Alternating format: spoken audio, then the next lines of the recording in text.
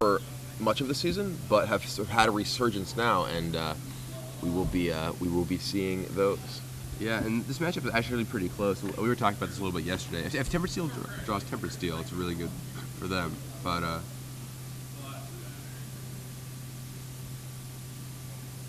so do we actually have the match we thought we had?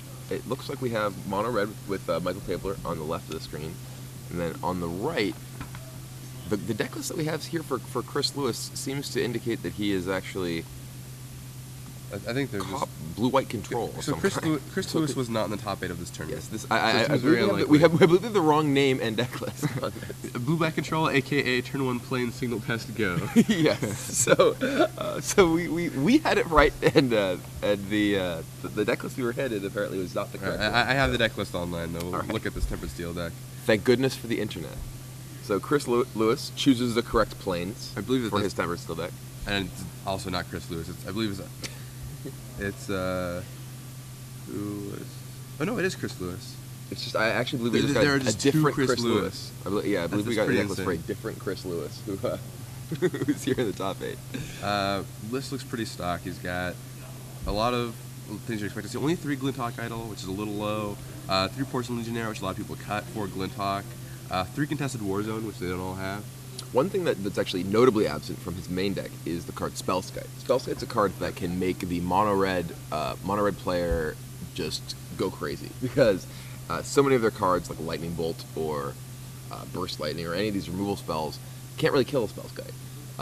And Chris Lewis actually does not have any copies in his main deck. He does have some waiting in the sideboard, however. Yep, he's got 3 in his sideboard for this matchup and also for the for Splinter Twin, no doubt. Oh, Arc Trail on Ornithopter and we have seen Michael Tabler come out of the gates with Force Bolt and Arc Trail, both of which are very, very powerful against Tempered Steel. If we take a look at his deck list, he actually has 3 copies of Force Bolt and 2 copies of Arc Trail, both in his main deck. He has another Arc Trail waiting in the sideboard, along with Manic Vandals. So he has a lot of the tools that Mono Red deck needs to be able to win this matchup.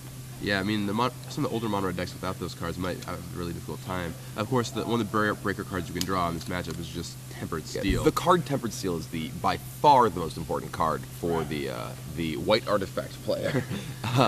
It's an unholy strength for every one of your Ornithopters, which, as we talked about yesterday, is very, very important. It's and Mono Red has no really good way to interact with it. It can't really clean a Tempered Steel off the board, so when it comes down, it's down. Michael Tabler drops a Goblin Guide there, 2 Goblin Guides. All right, time to serve. It's time to get aggressive. And Signal Pest. It's a Signal Pest who is not really what Chris Lewis wants to see on the top of his deck here. A Signal Pest will not help him in defending against those Goblin Guides, and really won't get much of an aggressive plan going.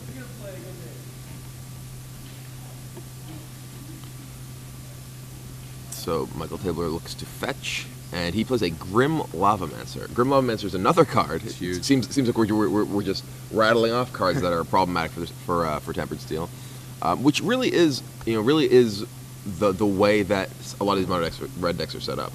I mean, between the removal spells that can hit multiple creatures, Force Bolt, Arc Trail, Stagger Shock, Grim Lavamancer, another reusable source of removal.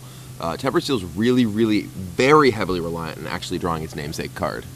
Yeah, I mean, otherwise you just have this, piddly army of 1/1s and 0/2s, and it looks pretty bad compared to a lot of Mono Red creatures. But of course, you play Tempered Steel, suddenly everything changes. Mono Red can't attack profitably,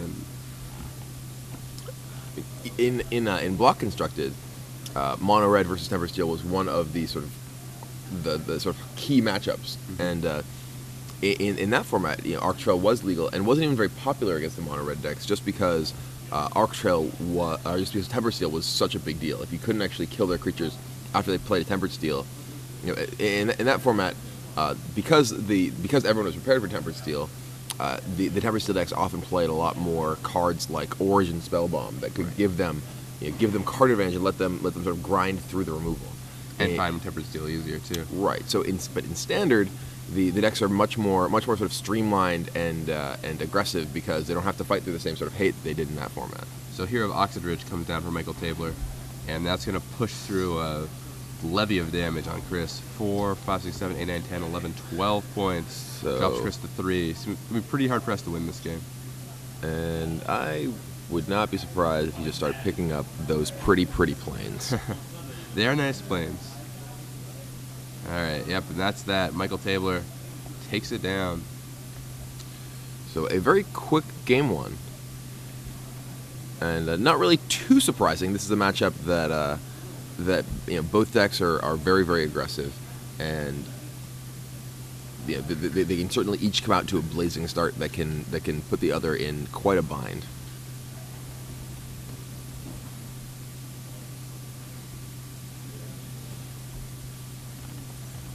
The players going into their sideboards here. We'll see what they have.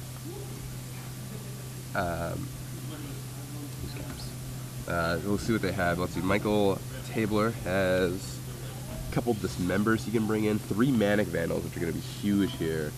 3 Manic Vandals are an Arc Trail. Basically, Flame Tonkabus.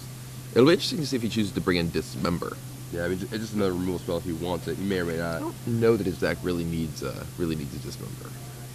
So we're gonna go and give you guys a trivia question real fast, and hope your mind's all ready to go this early in the morning.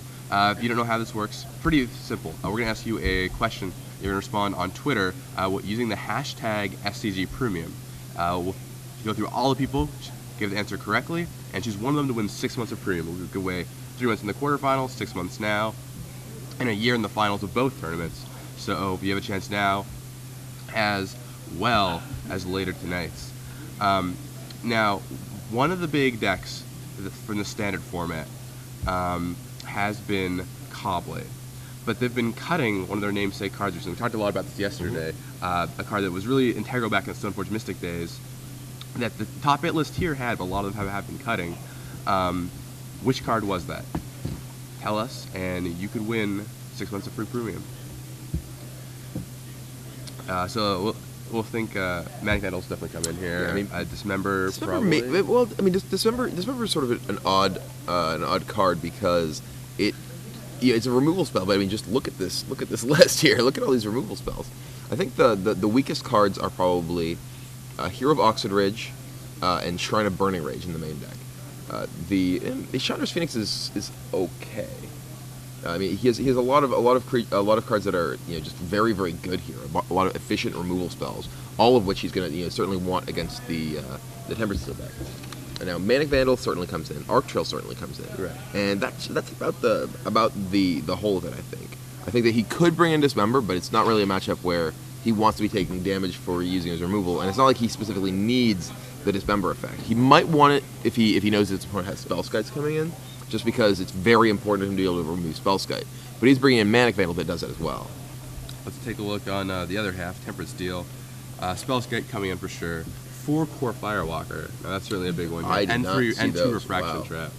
Now that's going to make this matchup that is a quite lot the harder. package to bring in against Mono Red. So if he wants to beat those Firewalkers, he's certainly going to want to bring in those Dismembers.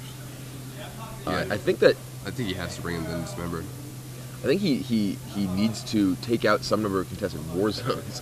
He has 2 basic planes in his sideboard, which help him cast Core Firewalker, and against the Mono Red deck, I think that contested war zone is just a little bit too greedy.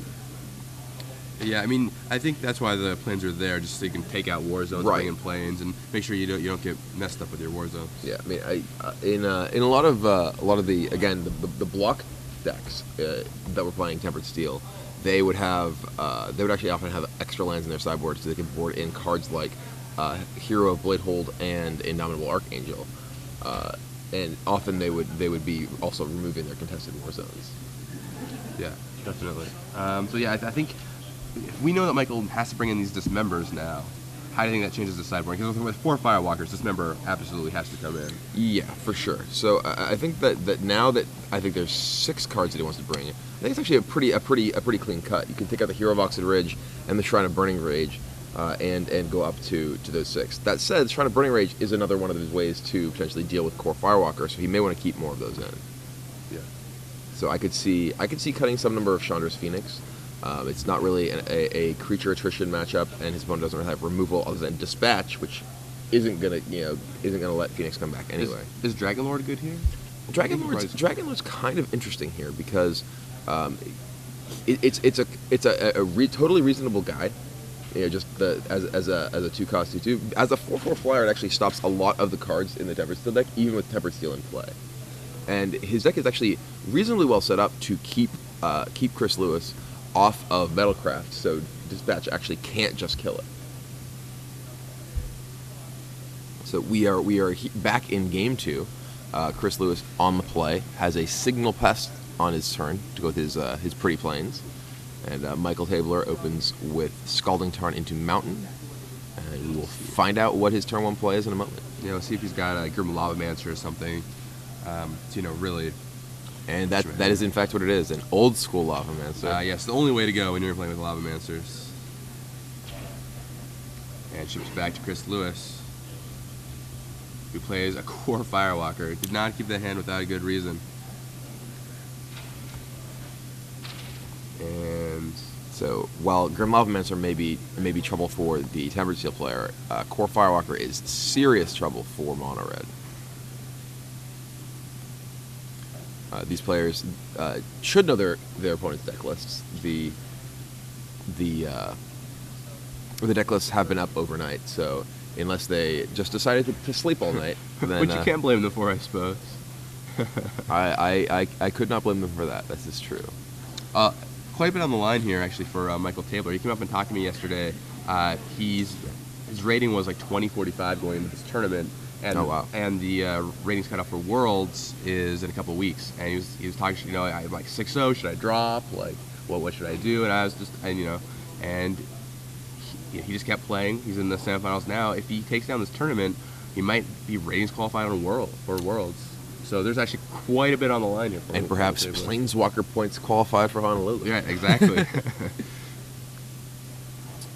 So certainly this is Forked Bolt 1 to Signal Pass 1 to you. So this is more than just a Star City Open Top 8. He's not only qualified for the Invitational, but he's also fighting for a slot at a Worlds invite. It's a lot on the line. So Forked Bolt takes down the Signal Pest and pings Chris for 3, but Firewalker gives him that life back, leaving him at 20. Firewalker is certainly good at that. And a lot of people have opted for Timely Reinforcements recently. But Timely Reinforcements isn't a card that you can really play in a Tempered Steel. It's not really right, exactly. It's very difficult to get many reinforcements when you're the one who tends to have a bunch of creatures on the board. Well, I also just think the format's moving toward a place where Firewalker is likely better because people have Hero of Oxid Ridges. Right. They have a lot of ways. Firewalker. Originally, Firewalker was actually the card people expected, and they had cards like Dismember, cards like Shrine of Burning Rage that could get them past Firewalker. Now, you do still see those cards, but you see less of them, and people are much more prepared to fight past the tokens given by Timely Reinforcements. Down comes a Glinthawk. Probably going to return Mox Opal, get free mana, free 2/2s. Yeah, take it. His opponent can basically kill his 2/2s for free, though. So yeah, it's true. Free 2/2s, 2/2s you can kill for free. All right, he's going to killing Ornithopter in response. He's just going to turn that Mox Opal. Yeah. Well, that does turn off Mox Opal. It's no longer going to be able to produce mana when it comes back down. It's true. So at board position, Chris Lewis, Glinthawk Idol, Vault Scourge, Core Firewalker versus Grim Lavamancer. Versus a Grim Lavamancer who's doing a lot of work. Yeah. And looks like maybe Arc Trail? No, Shrine. All right, and there's an answer to the Lavamancer, or to the Firewalker. Mm-hmm. Yeah, so definitely an important card here. I had mentioned during sideboarding that it was possible he wanted to remove those, but as soon as we saw the Core Firewalkers in Chris Lewis's deck list, decided that was probably not the best of plans. It is a very important card to be able to deal with the pro-red life gain creature, and it looks like Michael Tabler, despite that turn 2 Core Firewalker, is doing very well toward stabilizing. Chris Lewis is very low on cards in hand, and Michael Tabler has found the answer to the Core Firewalker as long as he gets to just untap and ping it. Yep, and he's got 2 Lobmancers to clean up afterward, too. And as long as Chris Lewis doesn't drop a Tempered Steel, those Lobmancers will just pick away Lewis's board. Yeah, absolutely. I mean, Michael Tabler is running out of fuel in his graveyard, but there are many, many cards in his deck that can very easily get more cards there. There's more where that came from. So I would be I'd be pretty surprised if he didn't just pop the Shrine and then to kill the Firewalker here, and then use a Lava Mancer to pick off another creature. Yeah, that makes total sense to me. Probably kill off the Glinthawk or the Vault Scourge. Probably the Vault Scourge. Depends on how worried he is about his own life total. I think Vault Scourge is probably the creature to kill. Especially just because if he lands Tempered Steel, like Glinthawk's not an artifact. The 3 points of life gain every turn is really good. Right. Yeah. Being able to kill, take down the artifact creatures before Tempered Steel lands is pretty important. In particular, Vault Scourge can turn the game around quite quickly if it is able to get large.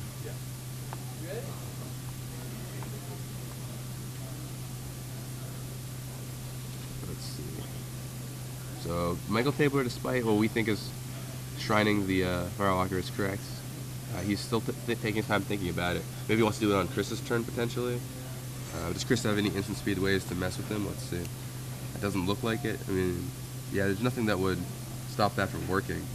Or no, there is Refraction Trap, which I guess the trap is... But he's not going to be able to cast it. Well, he only has 3 mana open, and he hasn't cast a red spell, so he couldn't hard cast the trap, and he cannot alt cost the trap. Yeah, I mean, I would suppose trap cost the trap is... Yeah, I would just crank this right now. Like, if you're just going to do it, a lot of players like to wait to the last possible moment because that's what you're taught. But it's actually just incorrect to do that a lot of the time. You know, something can happen. Chris could just play 4th land, have Refraction Trap in his hand. Definitely. He wants to kill that Firewalker before even the threat of Refraction Trap comes. Exactly. But he's taking his time to think about this play. Does not want to make an error, which you can't blame him for. I mean, he's in the top. I think red decks are notoriously. A lot of people think they're very easy to play, and he does just kill the Firewalker. Yeah. But they're actually very complex because if you make one wrong decision, you know, you miss 1 point of damage, 2 points of damage somewhere, you don't think about the game the right way, and that can be the whole match. I mean, there is definitely sort of a misnomer that control decks take skill, aggressive decks don't. Well, the fact that control decks have a longer period over which they make their decisions means that there's certainly more decisions, but those decisions are often less crucial. Right. If you do your math wrong and don't attack properly, or don't use your burn spell properly, or give your opponent a window that they should not have, you can very easily just lose the game. So apparently the Michael Tabler was actually asking for the Oracle wording on the Fraction Trap while he was which makes a lot of sense. You want to make sure, okay, can he get me here? What do I have to do? Yeah, Owen Turtenwald is a pretty staunch. Like, he's played a ton of mono red, and he feels mono red is just one of the hardest decks to play. I remember he told me a long time ago that he felt mono red was one of the way harder than any control deck he had ever played, just because you're so unforgiving. Oh, and Arc Trail. Well, now I believe we are. Time. The trap is set. Probably. So kill Lavamancer. You can actually you can is it to one target, or can you divide it how you want for a Fraction Trap? Let's see. Let's bring up the. We should probably check the Oracle text too. I believe it's a single target. Refraction Trap says you prevent the next 2 damage the source of your choice would deal. So you target the Arc Trail, or you choose the Arc Trail to prevent that damage, and then you send it back. So he can prevent. So what is damage. The target for Refraction Trap? Well, it's got to be Arc Trail, right? Yeah, this is actually a one of those Moto moments. I remember trying to use Harm's Way on Magic Online. Oh yeah, and I always end up like killing my own creature because I tried to select my creature because I'm like, oh, I'm gonna choose my creature. It's like, no, you target the creature you're redirecting the damage to, and then you're choosing a source of damage that you're redirecting damage from. Or like Shining Shoal. So it's that kind of those. stuff, I mean, those sort of effects, because they don't target as damage prevention effects. They're choose the damage. And did he? Neither Lavamancer died. I think. He just went to the face. Went to the dome, yeah. I guess that makes some amount of sense because there's 2 Lavamancers there, and Chris wants to be able to sort of race. And it looks like Michael Tabler is actually out of Lavamancer fuel, and now he's throwing away a Lavamancer to fuel the other. Well, I mean that's completely understandable because he was. Oh, and he's not using his Lavamancer here. I guess if he's just planning to use it next turn anyway. Well, I mean, I suppose. It looks like his hand is another mountain. I think that's a Shrine of... Oh, Chandra's Phoenix. And we were talking about how Chandra's Phoenix may not be necessarily the greatest card because these matchups are rarely about sort of attrition, and this is exactly what we're seeing now is Chris Lewis is trying to grind out mono red, which is pretty difficult when they have Lavamancers. Michael Tabler has to decide when the correct time to go for Lavamancer is. I would guess probably during Chris's upkeep is when you want to do it. I mean, well, it's also interesting. Which do you want to kill? There's no third artifact on Chris's side. That Mox Opal is currently dead. You can block the Glinthawk, and that's one that lets him use the mana. And he does not choose to. I would, if he attacked, I'd probably kill Vault Scourge or kill Glinthawk, block Vault Scourge with Chandra's Phoenix. That's probably why I do reasonable. Then comes Manic Vandal. That'll off the Vault Scourge. So Michael Tabler at 3 life looks to be stabilizing. And let's see. And Chandra's Phoenix starts to get busy, attacking Chris Lewis down to a precarious 20 life. Finally got it back to where he started. But all right, tax for 2, and Lavamancer at Glinthawk away. So what Chris Lewis really wants to draw just another Firewalker here. He would would be able to kill Michael Tabler in 2 attacks, barring any Shrine or Dismembers. Yeah, the thing about the Tempered Steel deck, it has no reach. So even though Michael Tabler is sitting at 3, he doesn't have to worry about dying out of nowhere at this point. And he can just attack, and now Michael Tabler is just 4 or 5 attacks away from offing Chris Lewis. The damage from a bunch of 2/2s does add up very quickly. Yep, exactly. Serves in with Phoenix and Manic Vandal.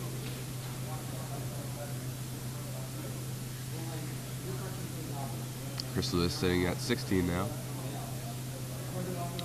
75 draws. I guess, of course, there also is a possibility that if Chris, I get the Refraction Trap can only send 2 back to Michael Tabler. Because it's from a single source. Yeah, so you can trap back 2 damage to Michael, but Michael is not. That still just bring him to 1. So Michael needs to be very careful about trying to bolt Chris Lewis out of this game. Yeah, I would not recommend casting Lightning Bolt. I mean, he only has 1 trap left in his deck, but he has been sitting with a couple cards in his hand and hasn't played anything for a bit. There's another play in turn, Chris Lewis.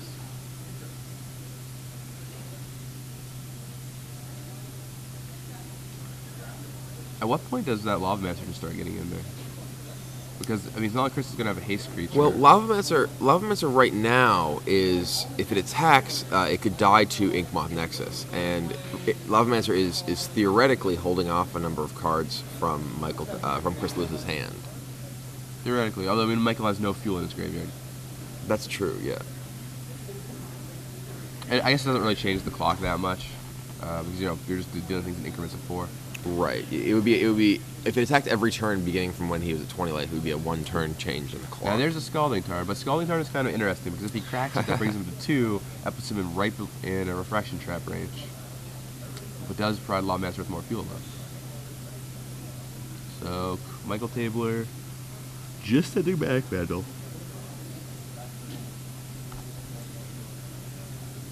And Chris Lewis going to take it, drop to 10 life. So I finally chopped him down to half of his original starting total.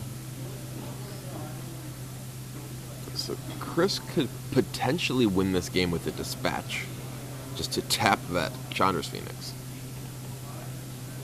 Might only bring Michael down to 1, right? For some reason I was thinking he was still 2 life. He doesn't have that Scalding Tarn. Yeah, if he chooses to scrack that Scalding Tarn. But I think Michael Tabler's going to be very careful with that Scalding Tarn. He knows what ramifications could be.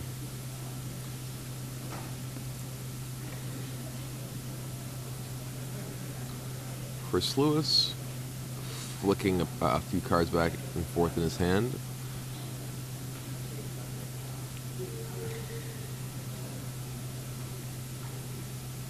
He just passes back to Michael Tabler. So Michael Tabler still with the slight edge, able to get in with that Manic Vandal every turn. And churn away at Chris Lewis's life total. Vandalize you. Yeah, exactly. Manic Vandal is just so good in this matchup. I mean, it's exactly what Red wants. Like you said, it's playing Tonkavu, kills a guy, I guess a non-Glinthawk creature, and also just Beats it for 2 afterward.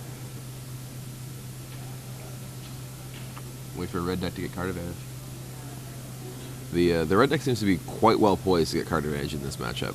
The Lava Mancers, the Arc Trail, the Fork Bolts, the Manic Vandals, it certainly can come out quite a bit ahead. Even just clever use of Chandra's Phoenix.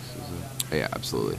And when it's beatdown versus beatdown, if you can get more card advantage than your opponent, because it's traditionally hard to get, but if you can get more card advantage than your opponent, you end up way ahead. And the Tempered Steel deck is pretty light on ways to get card advantage.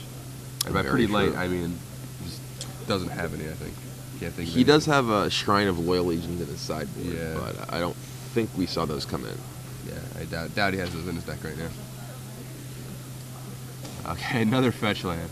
So he can activate Lavamancer one shot if he needs to, at the cost of going down to 1 life. And Michael Tabler, once again, knows what risks that carries. Chris Lewis has just done nothing with a ton of cards in his hand. I think he has 3 cards, maybe 4. And one of them is another Plains. Alright, so down to 3 cards in hand. And an Ornithopter.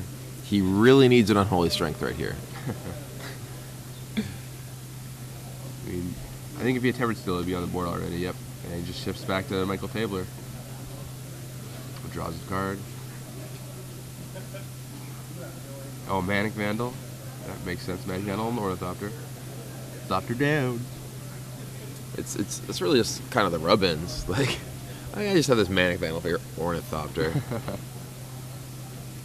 Serves in for 2. We'll bring Chris Lewis down to 6 life. Which is a very precarious life total given what's on the board. Yeah, it's not... I mean, Michael Tabler could end the game, I mean, depending on how he wants to play it, he could maybe end the game next turn, depending on what he has in his hand, but I have a feeling he's just going to be careful. Once again, Chris Lewis has not done anything at all. He's holding 2 cards. If one of them is Refraction Trap, Michael Tabler would lose. So. He definitely has very little incentive to do any more damage to himself, or to cast anything like a bolt.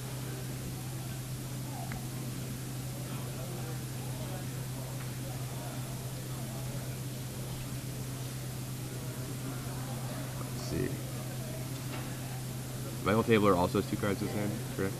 It looks that way, yeah, yes. 2 cards. Not totally sure what they are, but... See what he's got going on. I'm not really sure whose priority it is at the moment, who we're waiting for. I think we're waiting for Michael Tabler. I think he attacked, Chris took his damage. Or maybe there's a life total dispute potentially they were trying to resolve. No, I think they both reached for their life pads there. So, alright, and there's a Kargan Dragon Lord. Now that is a scary card right here. It's pretty easy to level up. And it could be a big threat.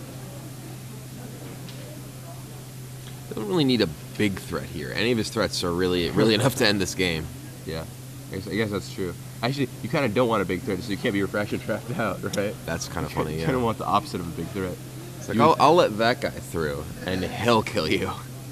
Dude, I want exactly a 2/2 creature. But a lot of them. Yeah, a lot of 2/2 creatures. Which is what he has. Yeah, Michael Tabler has been the one deploying the 2/2s this game.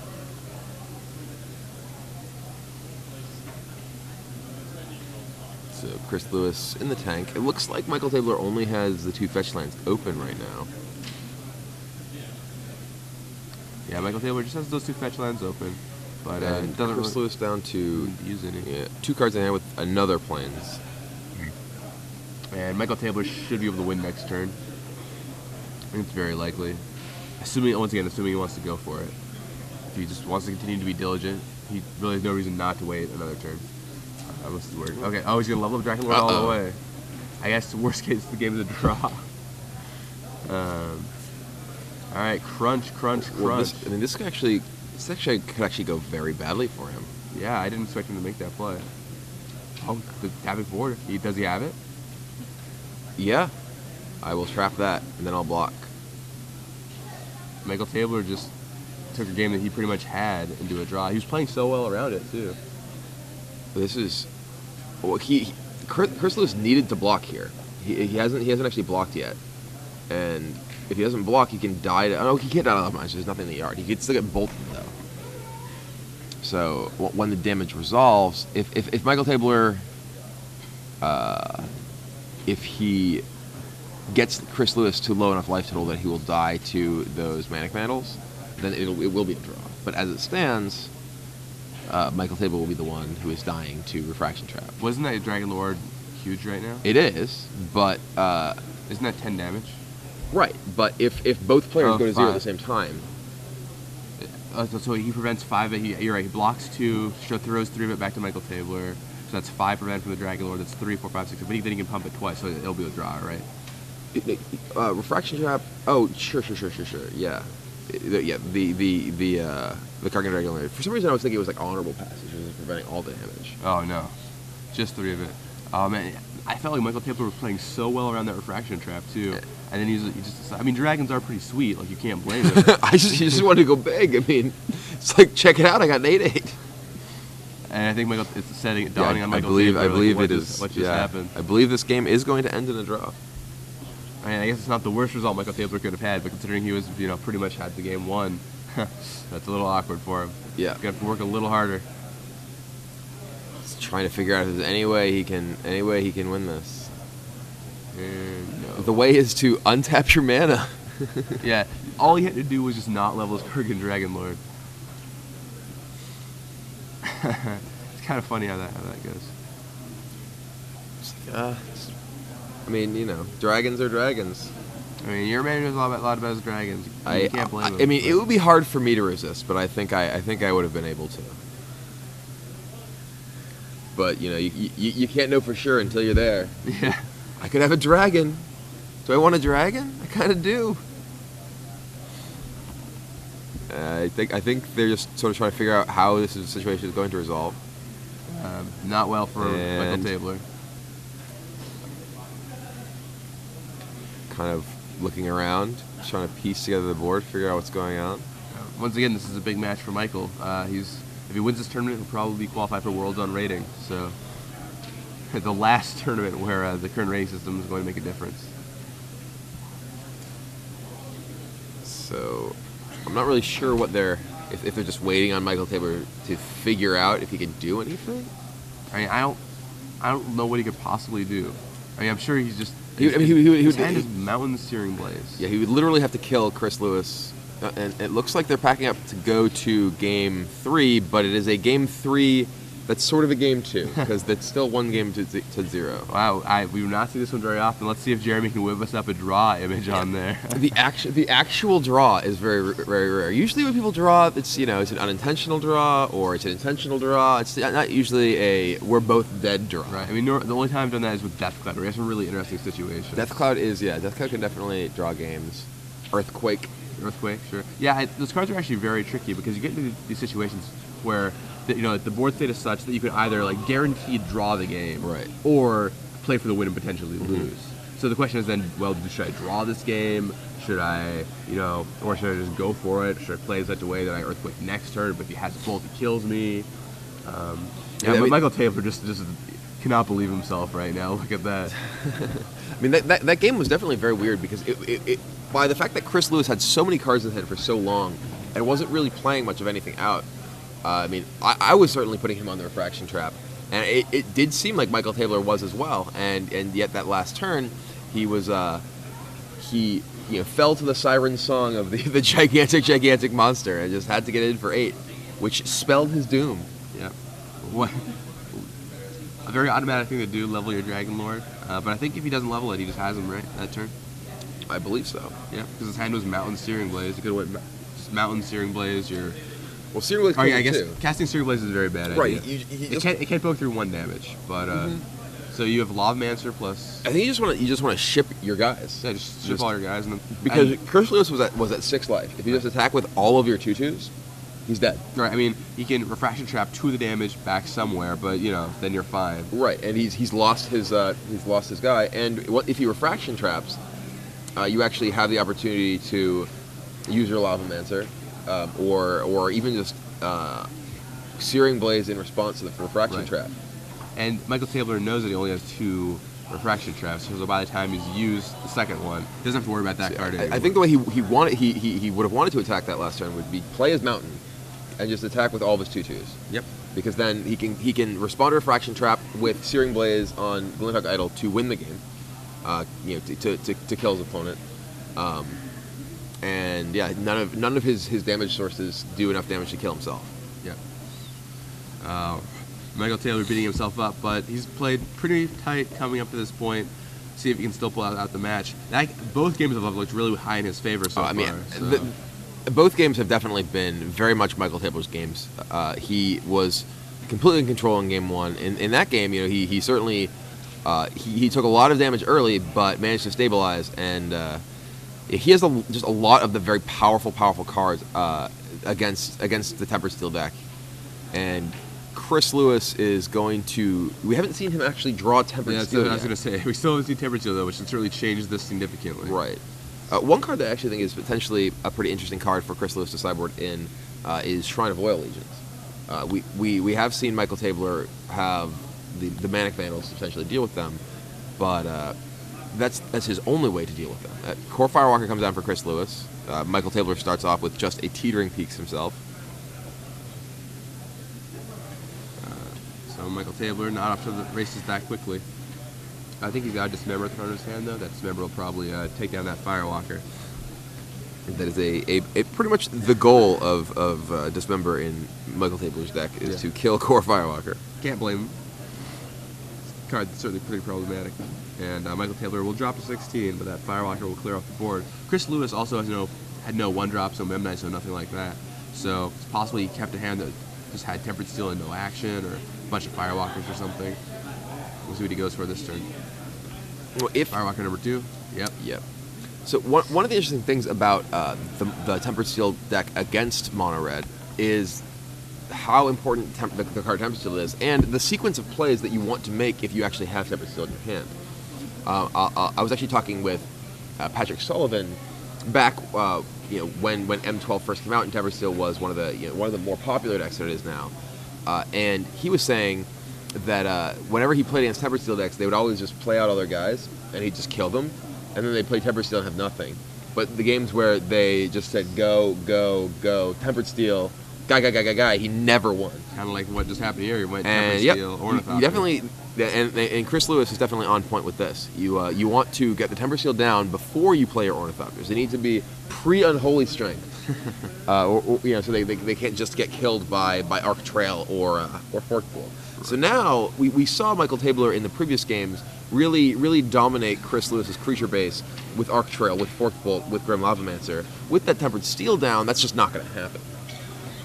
Yeah, and even though Chris has an artifact to do like draw, he's even got Inkwell Nexus back there to start serving in if necessary. Well, we haven't actually seen Chris Lewis's hand. It's entirely possible that he has a bevy of signal pests waiting in the wings here. He does have non-zero cost artifact creatures as well, and he may have been slow rolling them so that they could survive burn. I think Chris has 2 or 3 cards in his hand. 3, 4, 5, 6, 7. Probably has 3 cards in his hand. And down comes Manic Vandal. That'll pick off the Ornithopter. All right, that's a no-frills way to kill an Ornithopter.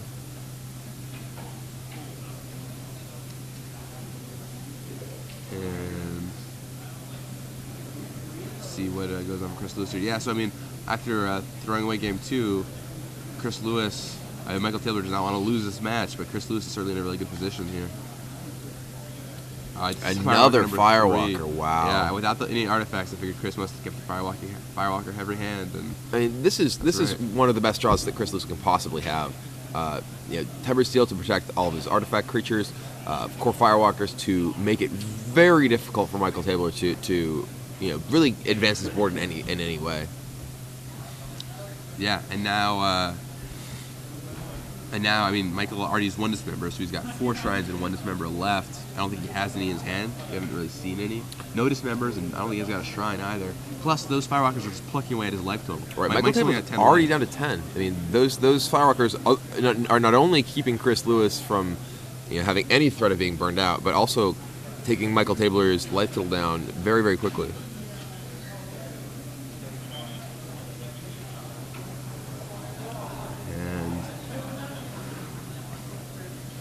I think Chris is trying another Tempered Steel.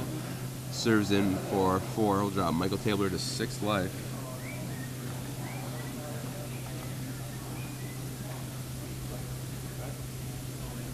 And taps 2 mana for Steel Overseer. Okay, a very lonely Steel Overseer. It's still a very large Steel Overseer at 3/3. Yeah, totally. And Chris Lewis has, and Mike Tabler has the game. picks up his cards. He has apparently a game win. He has all of these. So this match at 1-1-1, not a score you usually hear. We're going to game 4, where Michael Tabler will be hoping to avenge his unfortunate demise at the hands of his own Kargan Dragon Lord in game 2. Yeah, that I'm sure.